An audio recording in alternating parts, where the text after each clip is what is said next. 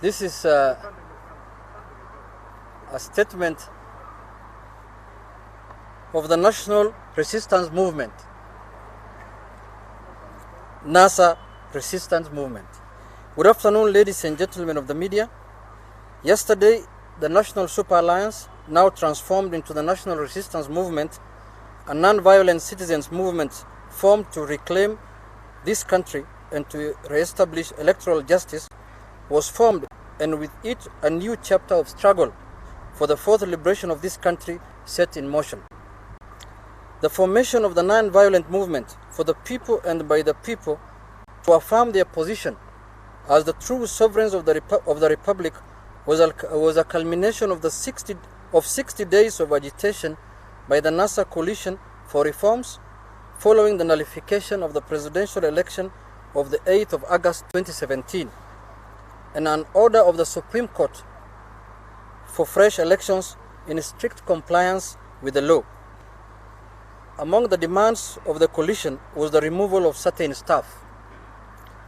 The reason we have called for this press conference is information that has come to our knowledge to the effect that the CEO of the Commission, Mr. Ezra Chiloba, in spite of having gone on leave, ostensibly to give room to the special team of the Commission to conduct elections of 26th October 2017, in his absence, and in apparent but belated resonance with some of the 12 points NASA's irreducible minimums, has since the commencement of voting today made calls to a number of IEBC county coordinators, especially in NASA strongholds, asking them to ensure that they open up the constituency or county tallying centers and to make up or manufacture results, knowing very well that in most,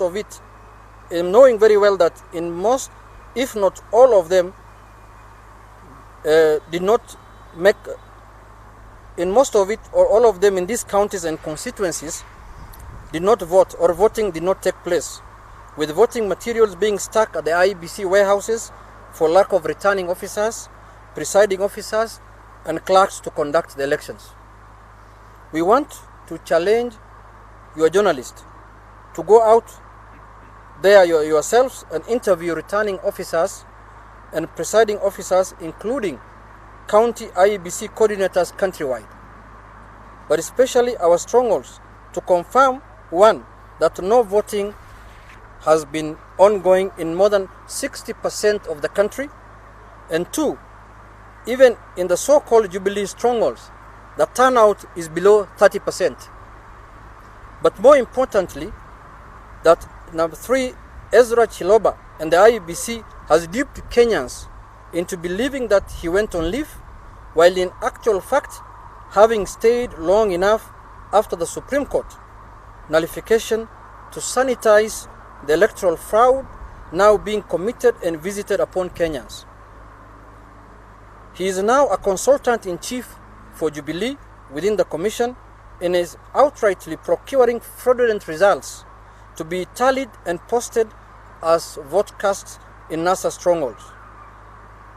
This is not only fraudulent but also criminal, and we invite the Director of Criminal Investigations to immediately commence investigations and probe the CEO plus any election official who may have yielded to his demands. As you can see, we've said in our statement here that the Jubilee, even strongholds, have less than 30%. This is an election that was forced on Kenyans by Jubilee regime. And in their own strongholds, turnout is less than 30%. This is a referendum on Jubilee, and if they believe in democracy, Jubilee now needs to resign and get out of office. Kenyans, this is a no confidence vote on Jubilee. This election that happened today is a no confidence vote on Jubilee regime. Because if you can have 30% turnout in your own strongholds, unless you want to manufacture any results tonight. The other issue on turnout, the IEBC was supposed to update Kenyans periodically, 10 a.m. in the morning, midday, 3 o'clock today in the afternoon, and 6 o'clock in the evening after closure of polling stations, as they did in the last general election. IEBC has not updated, has not told Kenyans about the turnout.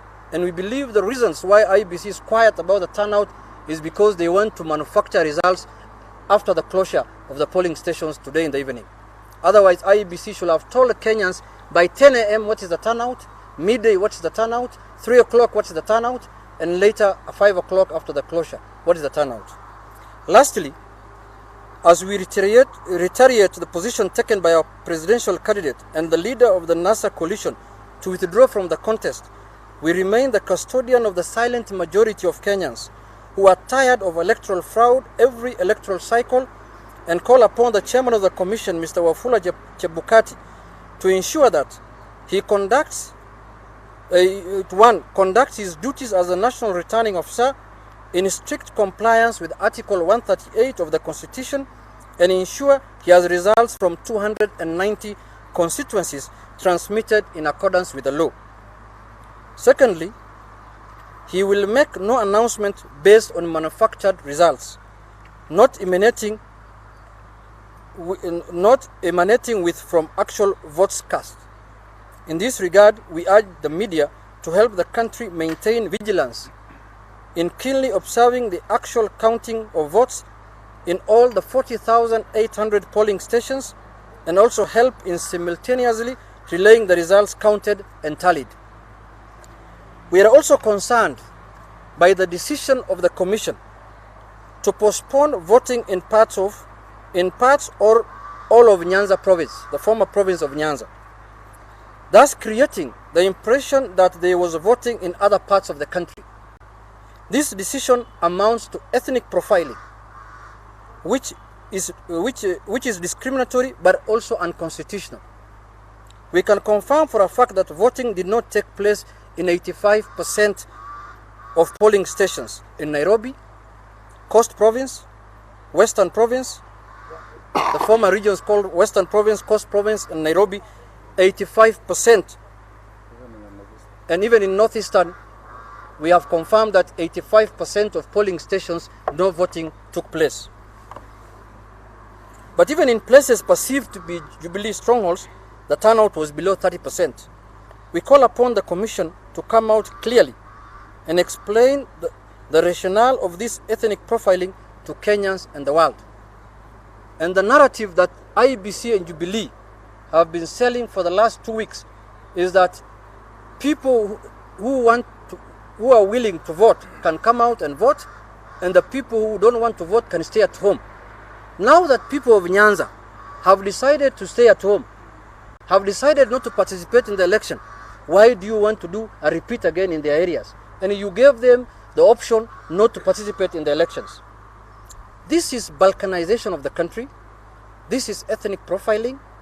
This is to show that in other parts of the country, elections took place when for sure we know that NASA strongholds in Western Kenya, Kakamega, Bungoma, Vihiga, Busia, Mombasa, Kitui, Machakos, Makueni, Kilifi, Kwale, Taita Taveta, no proper elections happened in those counties.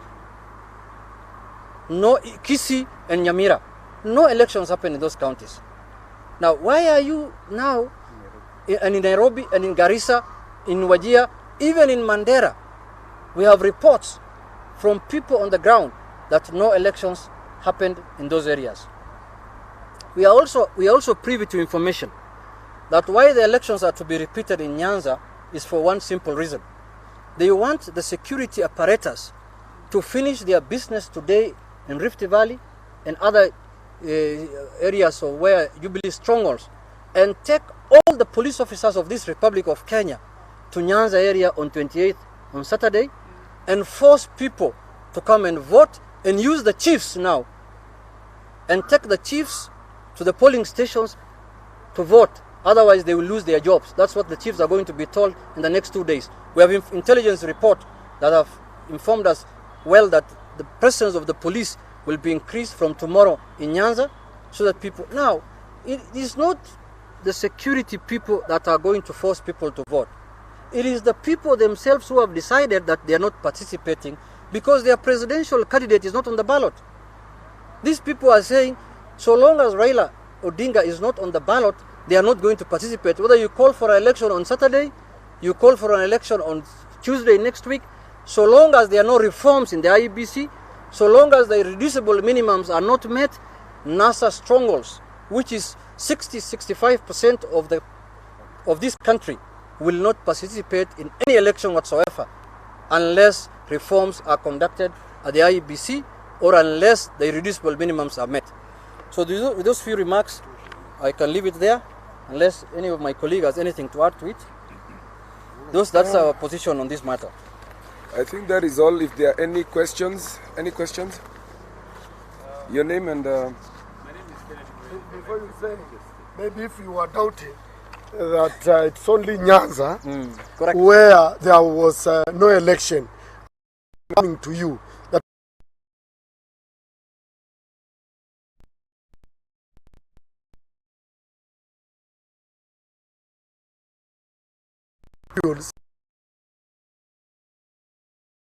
like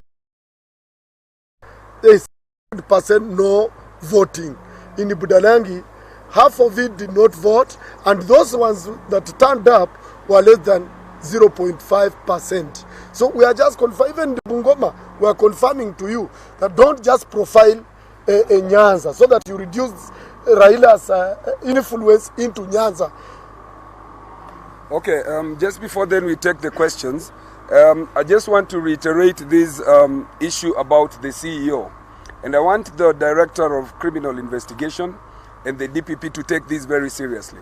On point of fact, the phone and the cell logs of the CEO should be seized, because there will be a confirmation that he has not only called a couple of county coordinators of IEBC.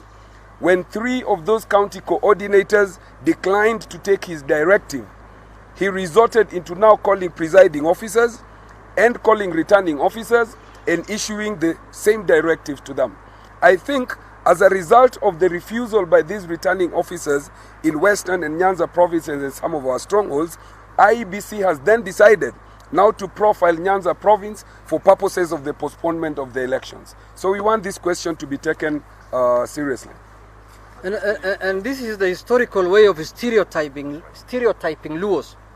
By the way, Nyanza is not inhabited only by Luos. There are many communities who stay there. It's a decision and a collective decision of NASA supporters all over the country. So stereotyping any community, stereotyping any region is not going to solve the problem this country is having. The only thing that can solve the problem of this country is proper elections. You've spoken of IBC trying to come up with fictitious figures from Nyanza. Would you please elaborate more on this scheme? Because now that they have postponed, how are they going to do it? No, they are not coming with fictitious now results from Nyanza. They have postponed the elections in Nyanza. They are coming with fictitious figures now from other parts of the country, including Jubilee strongholds, where the turnout was 30%, less than 30%. They want to come with fictitious figures from coast, from their regions in Rift Valley, Nairobi, Narok, we are aware, Kajiado. The same issue of servers and statistics, and we've seen today even children voting in some parts of the country. We have pictures. So it is a clear manifestation that this election was a charade. It's a clear manifestation that there was no election in this country today. It's a clear manifestation that this election has flopped today. And IEBC Chebukati should not take Kenyans for a ride.